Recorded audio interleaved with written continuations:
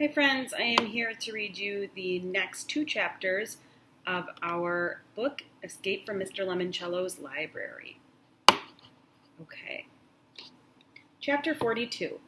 Peering over the railing on the third floor balcony at close to 2 a.m., Andrew Puckelman saw Sierra Russell sitting all alone in the rotunda reading room. Andrew had spent the night on the third floor losing video games to Charles, and being reminded about how much he needed to break into Community Room B to borrow any clues that Kyle Keeley's team had gathered to pay Charles back for wasting so much of the team's time, of the Anne Green Gables clue due to his foolish fear of heights. Andrew had promised Charles that he'd do whatever it took. If anyone on Team Keeley is going to help us break into their headquarters, Charles had said, it will be the shy girl who is constantly reading. Have you noticed what Sierra Russell uses for a bookmark? No, Andrew answered honestly. Her library card, which of course doubles as a key card for Meeting Room B. Find a way to borrow it. Isn't that illegal? Of course not. This is a library. People borrow books, don't they? Well, yeah, but did I mention that I have 3,000 Facebook friends, 2,000 Twitter followers? Each and every one of them will hear what a weenie and a wimp you are if you don't do this thing to guarantee that our team wins.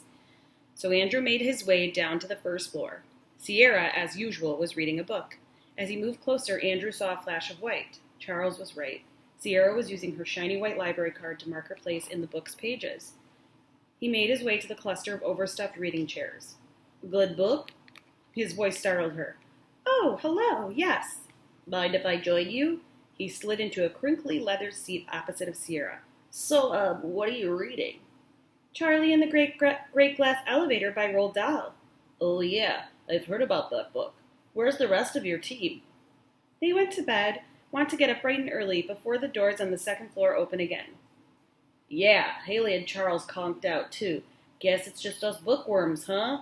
Well, it is kind of late, said Sierra. I'm going to go upstairs and... take a look? At your book. I've never actually read it. I just tell people I have. Oh, sure. Sierra handed it to him. Thank you. Andrew flipped through the pages until he found the spot where Sierra had tucked in her library card. Wouldn't it be cool if this library had a flying elevator like that in Willy Wonka movie? Especially if you could use it to crash through the roof like Charlie and Wonka did. That'd be a pretty cool way to escape from the library, huh? Yeah, I guess. That was when Andrew made the switch. He slipped his library card into Sierra's book and palmed hers.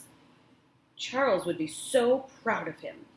So, he said, closing the book, did you ever read The Elevator Family? No, I don't think so. It's all about this family that lives in the elevator of a San Francisco hotel. And let's just say the book has its ups and its downs. Andrew laughed hysterically because it was one of the funniest jokes that he knew. Sierra sort of chuckled. He handed her back the book. Overhead, the Wonder Dome dissolved out of its Dewey Decimal mode and with a swirl of colors became a bright green bedroom with a pair of red-framed windows looking out onto a blue night sky with the full moon and blanket of twinkling stars. In the great green room, there was a telephone and a red balloon and a picture of a cow jumping over the moon. The ceiling had become the bunny's bedroom from Goodnight Moon. A quiet old lady in a frumpy blue dress hopped into the rotunda reading room. 2 tiny cats followed her. Great, said Andrew. Another stupid hologram. I think she's cute, said Sierra. Hush, said the bunny. Good night clocks and good night socks. Good night, Sierra. Good night, bunny. Sierra took her book and headed upstairs. Good night, Andrew, said the bunny. Right. He pocketed the purloined library card. He couldn't do anything with it right away. Not while the holographic bunny's handlers were watching this up on the spy cameras.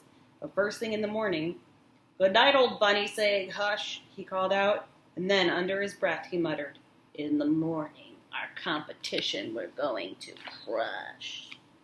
Chapter 43. Up bright and early the next morning, Kyle made his way across the rotunda reading room.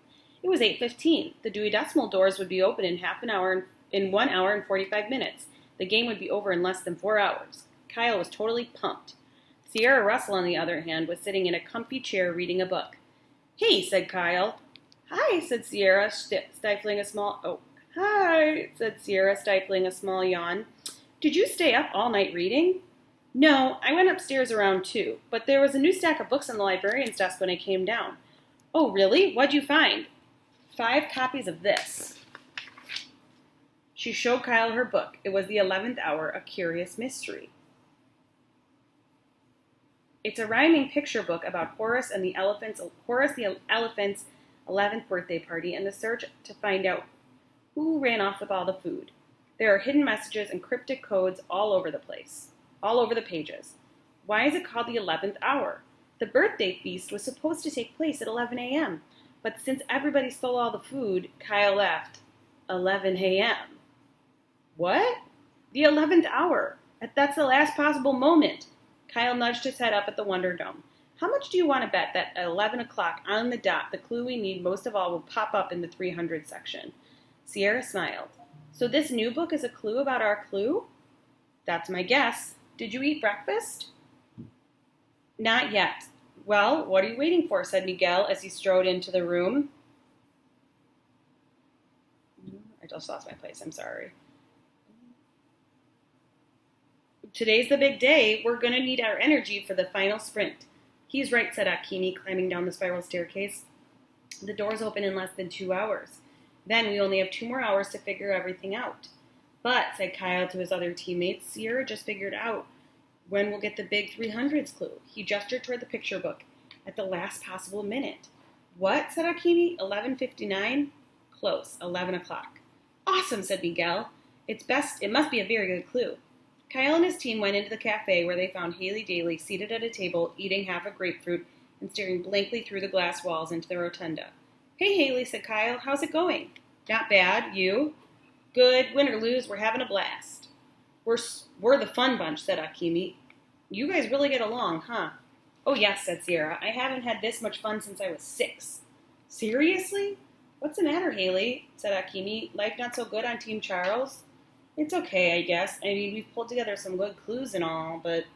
Well, said Miguel, if you ever want to switch sides, we're always looking for new members. Can I do that? Just switch sides, even though I know everything about what Team Charles did all day yesterday? I think so, said Kyle. I mean, there was nothing in the rules about teams. Huh, said Haley. And Andrews teamed up with you guys too? No, said Kyle. Haley nodded toward the wall of windows behind Kyle. Then why'd he just swipe his library card and go into your meeting room?